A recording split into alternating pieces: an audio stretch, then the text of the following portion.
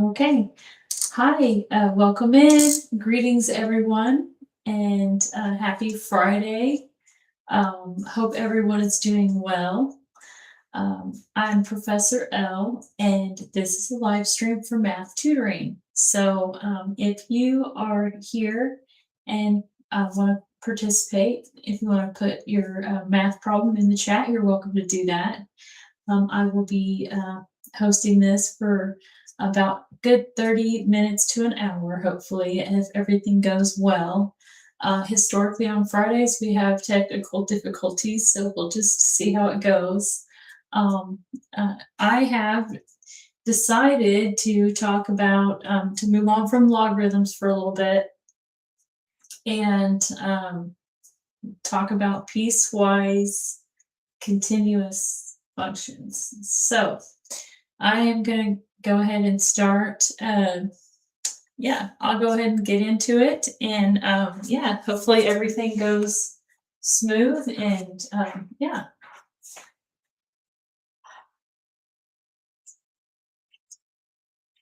I found a couple of piecewise functions, and I haven't really worked too much with them. It's a topic that a lot of times is overlooked in algebra classes because a lot of professors feel crammed for time. They have essentially too many topics and not enough days to present, and it ends up being a very, very rushed semester when you take college algebra. And so a lot of times it's not required, but it is definitely covered in the curriculum. And so I think that they are very useful in applications and definitely have a lot of applications. One of the most popular applications for piecewise functions is, you have the step functions, and the step functions are anything that's requiring, like postals for, I think the way that the postage works is based on weight.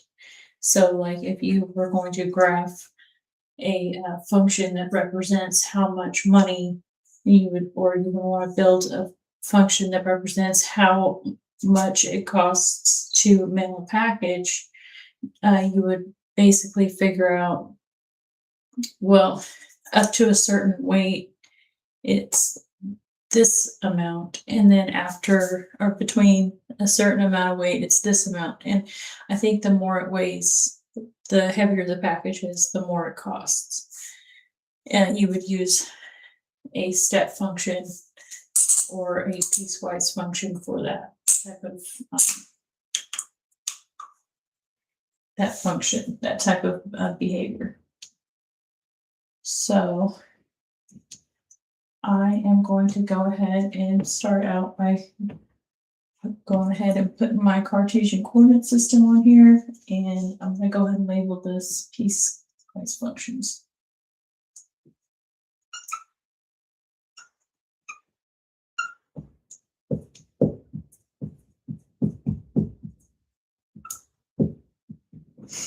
And really, I just picked one out and wanted to graph one. However, I'm going to go ahead and start with the most famous piecewise function, which is the absolute value function. So you have f of x equal the absolute value of x. And you can graph this. You can graph this using a piecewise continuous function. And I'm saying continuous very loosely, but not all piecewise functions are continuous. I think the ones that we're working with, or I'm going to be working with, will be. I know that this one is, but we'll talk more about what continuous is. It's kind of an important topic in math. But what we're going to say is f of x equal x. And we're going to put a condition on it. We're going to say if x is greater than or equal to 0. And usually you would use like a semicolon, or it would be this if this, and then basically you're putting a condition on it. So this one would be f of x equal negative x if x is less than 0.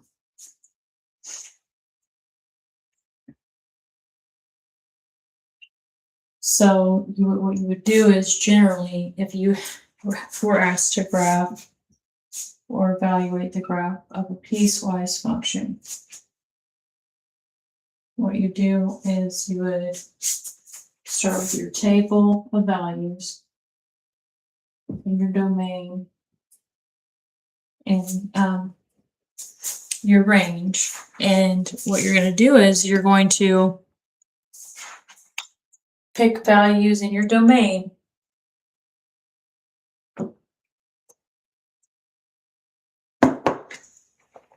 Excuse me. I had to sip of the drink. Not too tempting there. Okay. Anyway, what you do is just like any other function is you're going to pick values in your domain, evaluate your function, and then you're going to that's how you're figuring out what your function's doing. And we haven't really said f of x, so we'll just say we can graph it like that, or we could say y equals f of x.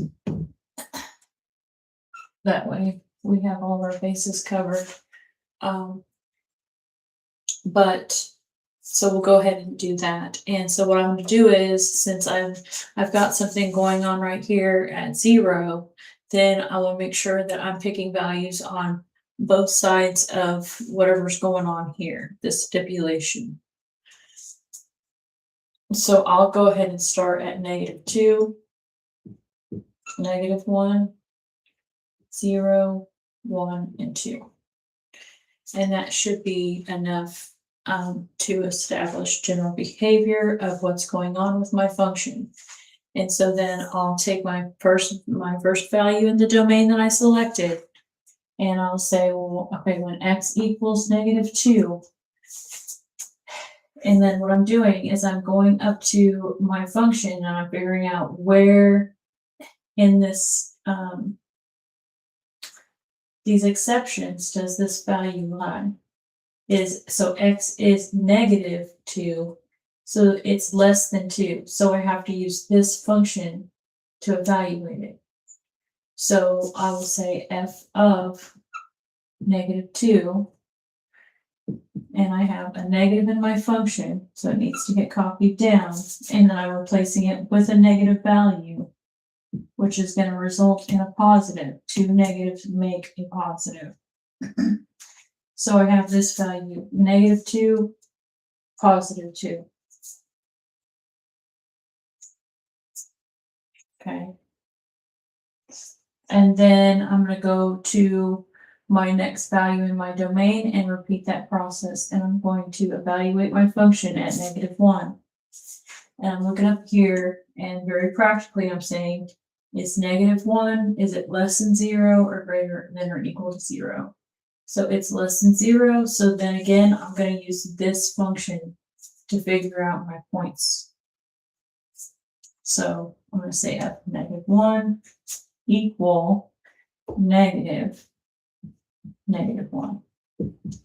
And that's going to give me 1, 2 negatives make a positive, so you have +1. And then, so you have that value on the graph. And then we're going to repeat that process for the rest of these values real quick. So f of 0 it's not less than 0, it's equal to 0. So we're going to use this top function. And so we're going to say f of 0 equals 0. And well, you can't have negative 0 anyway. And so then that one was easy to evaluate. So we've got f of 1. And so we go up here and get 1. 1's greater than 0. So we're going to use that first one. So it's going to essentially lead to only positive values in your range. So whether it's a negative or positive value in the domain, you're always going to be in either first or second quadrant. You're not ever going to be down here unless there's a transformation of the graph. So if you have a transformation in the graph, obviously a reflection will put you down here, or a vertical shift. So you could end up down here depending on how what the function is doing, what kind of function it is, but the general behavior of the absolute value function is when you put the absolute value only returns positive, because what the absolute value represents is actually the magnitude of a number. And magnitude is a very important concept in physics. So the absolute value function actually is very important, especially in physics and upper level math, because it's important to be able to represent a quantity separate from its sign, its direction. So that's important to be able to isolate and calculate that magnitude. Well, absolute value technically represents the magnitude, because that's what the magnitude of a number is. It's quantity separate from its sign, essentially. And again, I don't want to appear like I'm a authority on that subject, because I was not a physics major. I had one intro to physics lab, and it was a really, really fun course, but that's my extent of physics. And I would like to know more about the subject, but so minimum amount of physics, but I know enough to kind of, I guess I got my feet wet a little bit on the subject. So I'll just be transparent about that. Anyway, back to the absolute value graph. What we're going to do, since we have our table, is we can go ahead and sketch our graph and see what's going on. So we have -2, +2 for our first points. Let's see, 1. I'll make it a little bit bigger. We'll say 1, 2. And say that's +1, 2.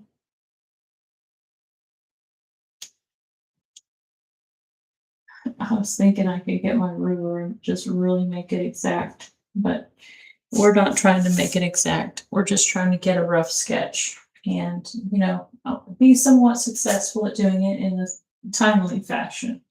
All right, so we've got -2, +2. Got that point on the graph, and then we've got a -1, +1 here. We have 0, 0. And then it looks like we have +1, +1. And we have +2 up here. Make those points nice and big and pretty. So we have this sort of thing going on.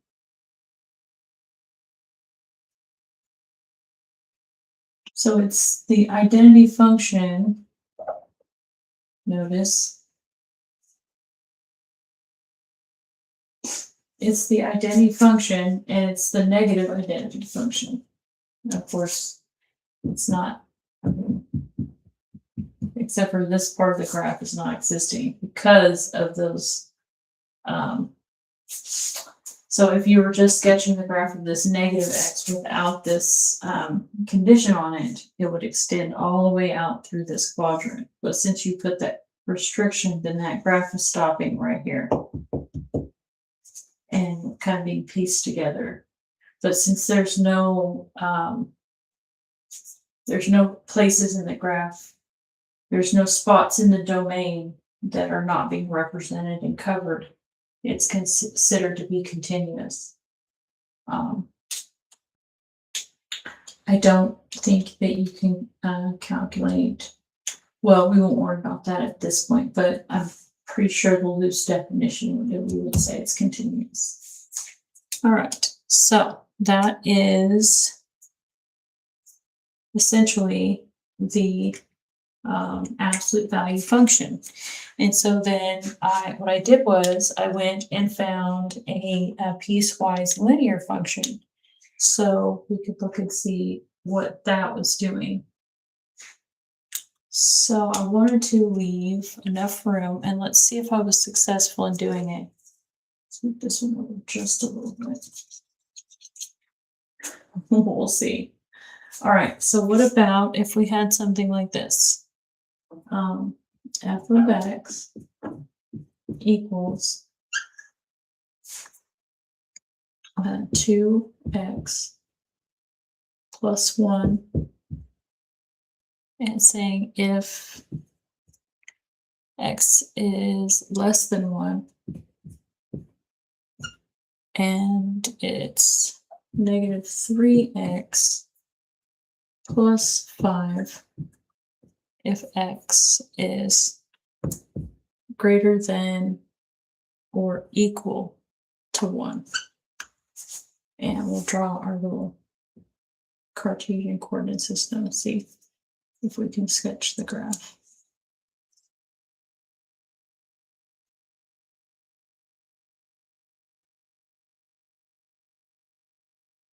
And see how much room we need for this.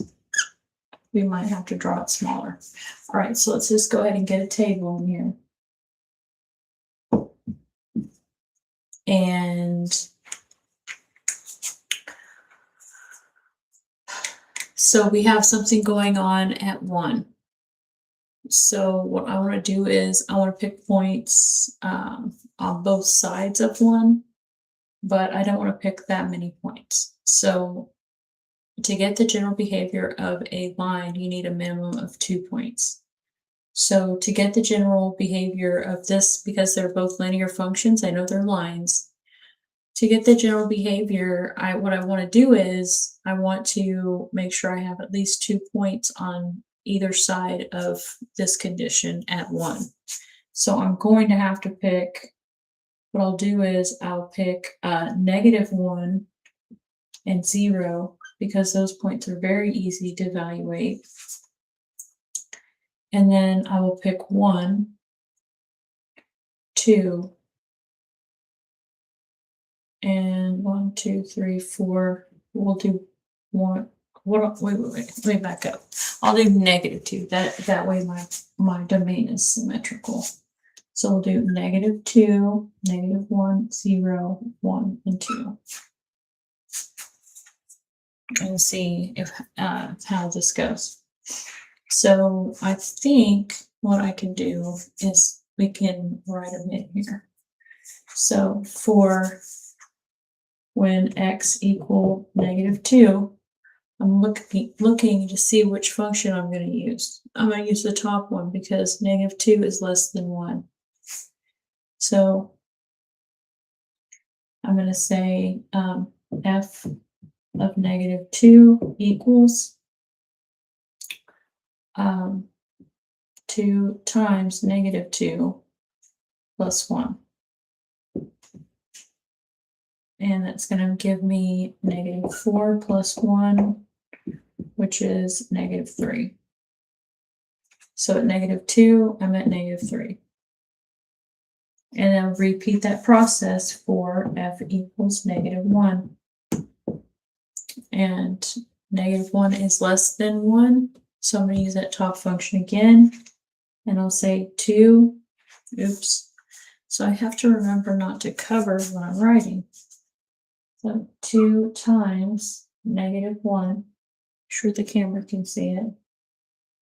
It's part of me learning. So plus 1. And so that equals 2 times -1 is -2 plus 1 is -1.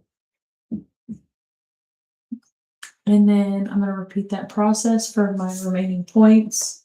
When x equals 0, I'm going to look up here. 0 is less than 1. So again, one more time, I'm going to use that first function, f of 0 is going to be 2 times 0 plus 1. So that's going to be 0 plus 1 is 1. And then, let's see here, f of 1 now. So f of 1, we're actually going to have to switch our functions now because 1 is equal to 1. So it's meeting this condition now. So when we plug in, we're going to say -3 times 1 plus 5. And -3 times 1 is -3 plus 5. It's giving me +2. And then we are almost done. F of 2. 2 is greater than 1, so we'll use that bottom function. And we'll say -3 times 2 plus 5. And we got -3 times 2, -6 plus 5. Looks like it's giving us -1. So we have enough points to go ahead and sketch our piecewise linear function. So we'll go ahead and list our the main values. We'll say -1, -2, 1, 2.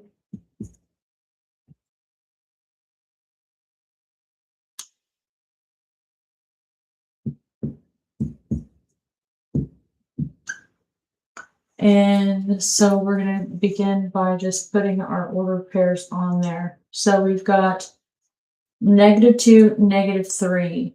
So -2, we did not go down far. Look.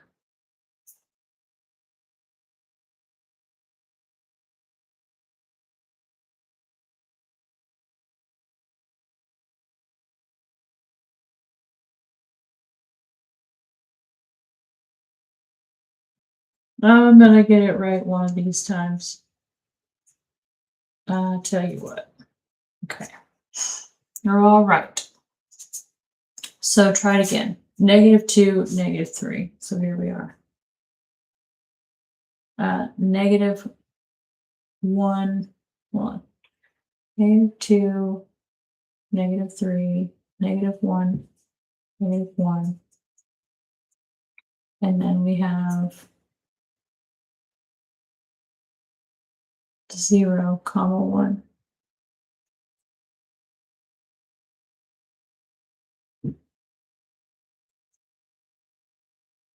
And then we have 1, 2. And then we have 2, -1. All right, so we've got this first curve. Let's see, the first one. And looks like it's going up here.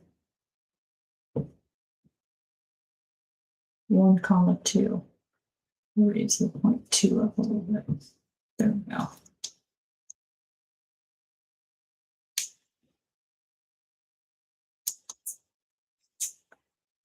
And then at 1, what's happening is that it can't be, see how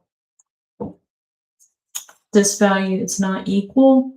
You have to be careful because at 1, we're going to leave that dot open. Okay. Because, well, to 1, and then hang on. 0, 1, comma 2. Yeah, 0, comma 1.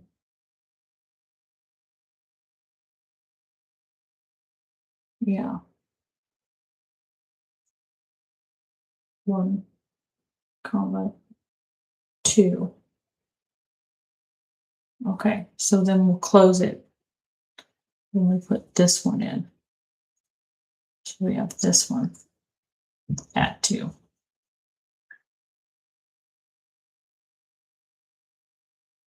Okay, so here is our piecewise function.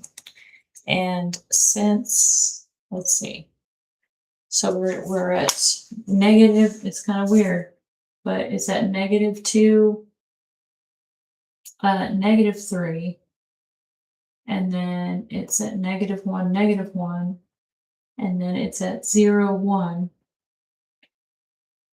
and then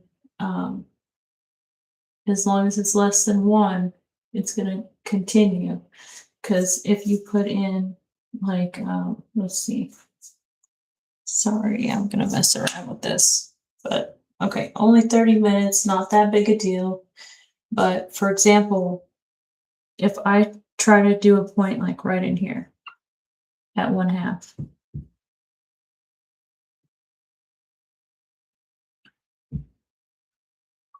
okay, 1/2 is less than 1, so I'd use that point. So I would say f of 1/2 is 2 times 1/2 plus 1. 2 times 1/2 is 1, so that's 1 plus 1, and that gives me 2.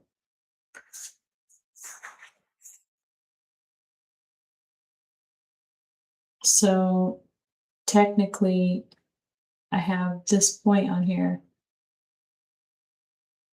1 comma 2. Hang on.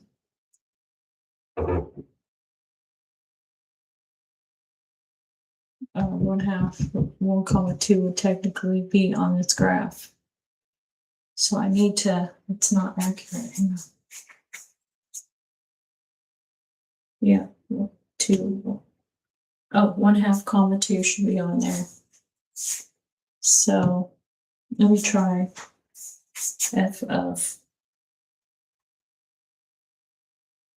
So I need my ruler because that's bothering me that it's not exact. And I guess I just need to break down and just get a graph.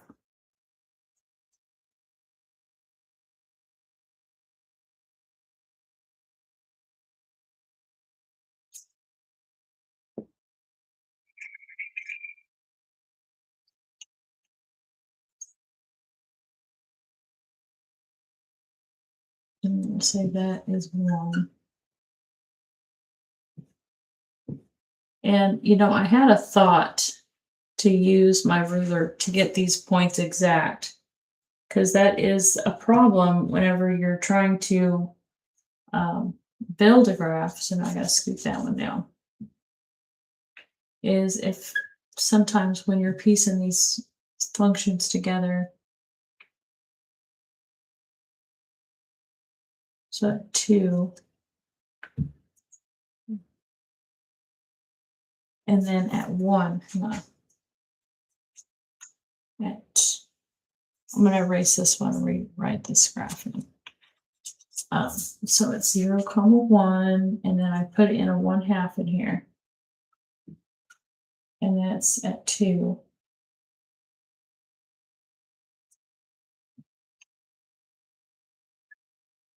And then that other graph, I evaluated 1. 1 is not less than 1, so I'd have to use that other function.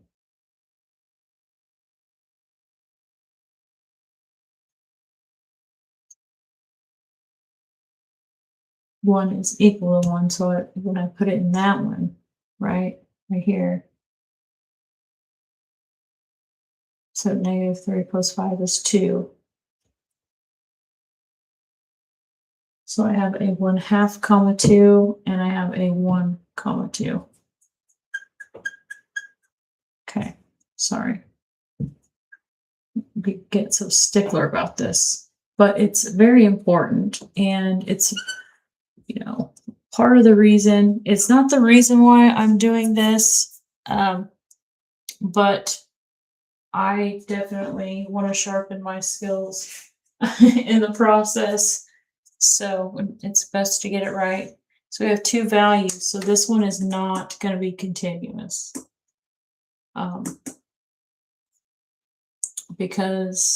So we're going to 2 because we have this thing, and I'm going to profess to say right up to 1, we probably have some value, and then it's open up here. So we need to go ahead and evaluate that other function at 1 and see what's going on. All right, it's been a while since I've done this, but I want to know exactly what's going on. Even though this function doesn't exist at 1, I still need to know the value of it so that I can have an open circle. So we'll say f of 1, and we'll say 2 times 1 plus 1. And that is going to be, that'll be 2 plus 1 is 3. Okay, like I expected. So right up until 3, what it's going to do is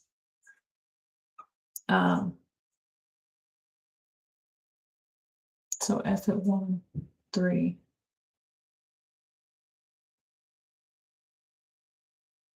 We're going to have an open circle on that function. And then it keeps going. So that's what that one's doing. And then the other one has got 1 comma 2 here. And then didn't we do 2 also down here? And I erased it maybe.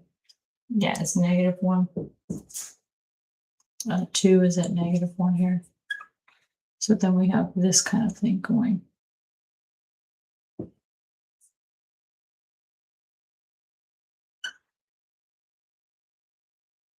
So that's 2. Okay, I must be really tired because I feel like I'm just being lazy with the math today for some reason. But oh well, I showed up, I did the best I could. Just having a little bit of fun in the process. So yeah, these are piecewise functions. I also picked out a step function that I thought would be pretty cool to look at as well. But I feel like that 30 minutes is good for me, especially on Friday. So I'll probably go ahead and end it there. And talking about the domain of these functions. So it just depends. So real quick, we'll talk about it. The domain would be all real numbers of this one. And then of course the range is going to be restricted because it doesn't exist down here. So if you wanted to write the domain, you would just say in -infinity, positive infinity, because all real numbers will work for the domain for that function. But the range is always going to be positive. So we're going to use a bracket 0, infinity for a parentheses. And the bracket signifies you're including that value because 0 exists, but -1 does not. So for this one, the domain is pieced together, so it's a little bit different. So for you will use your restrictions to write your domain, and so you would look for any kind of restrictions in the graph, and at 1, since all values are actually technically being covered here, this would be considered piecewise continuous because you can actually piece the graphs together. So there are no restricted values in the domain, so it would still be all real numbers. Um, However, it looks like there's a restriction in the range, because this function essentially stops here. So it doesn't keep going.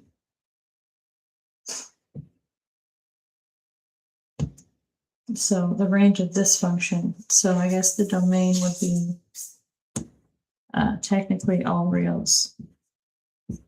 Negative infinity, positive infinity, but the range, you would say that that was going to be negative infinity to, it looks like you would say 3 and you're not including it.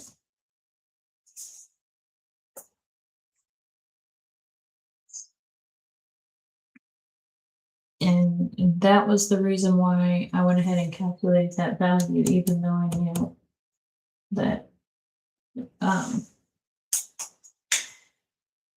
1 doesn't equal 1. I still want to know what that function's doing right up into that point. So like if we put in right here and said, well, that just said that it was like, let's see, 3/4, or you could even get closer and say like 9/10 or something like that. Real close to 1. It's going to be almost 3. So just real quick, I can't believe I'm doing this. Let's just plug it in because we know 9/10 is real close to 1. But it's technically not 1. You would still use that first function. You'd say 2x. So it'd be 2 times 9/10 plus 1. And that's going to be 4/10 plus 10/10. So that is 14/10.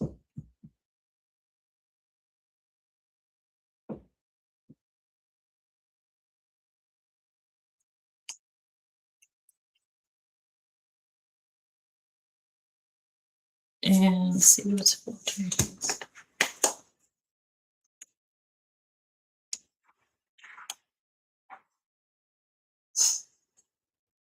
Right, 4/10.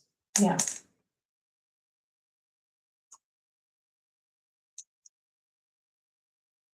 So it's saying it's 1.4.